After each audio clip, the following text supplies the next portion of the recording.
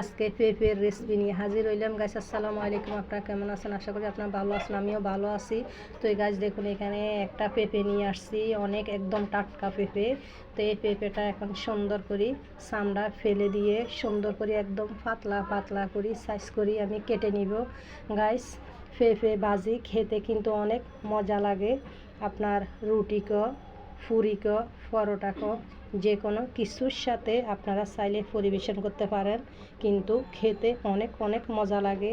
বিকেলের নাস্তার সাথে বা সকালের নাস্তার সাথে চাইলে পরিবেশন করতে পারেন, অনেক মজা লাগে খেতে। তো আজকে আমি পেঁপে ভাজি করব, তেল বেশি করে দিই, পেঁয়াজ বেশি, রসুন বেশি করে দিয়ে সুন্দর করে আজকে আমি এই পেঁপে ভাজি করব।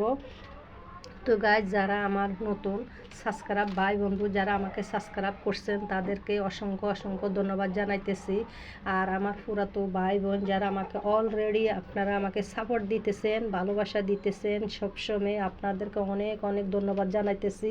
তো এই আপনাদের সাপোর্ট আমার বেশি বেশি প্রয়োজন। প্লিজ আপনারা আমাকে সাপোর্ট করবেন, ভালোবাসা দিবেন, ইনশাআল্লাহ আমিও আপনাদের বাড়িতে গিয়ে আপনাদেরকে আমি সাপোর্ট করব, ভালোবাসা দিয়ে আসব। আসলে আমরা যদি একে অপরকে যদি সাপোর্ট যদি না করি তাহলে আমাদের ভিডিওগুলি কেউ দেখবে না, কেউর কাছে যাবে না আমাদের ভিডিওগুলি।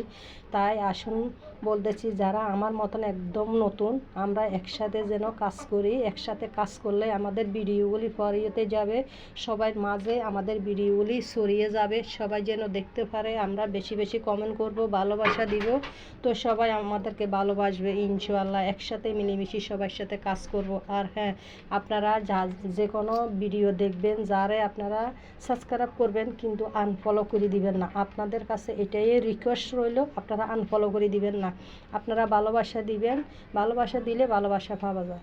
তো আমার পেঁপে দেখেন, পেঁপের রেসিপি আপনাদের থেকে কেমন লাগতেছে? খুব সুন্দর কালার না?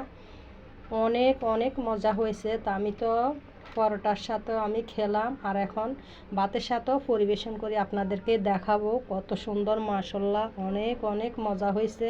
প্লিজ আপনারা কমেন্ট করতে ভুলবেন না, কমেন্ট করে বলবেন কুলসুম রান্নাঘরের রান্না আপনাদের থেকে কেমন লাগে।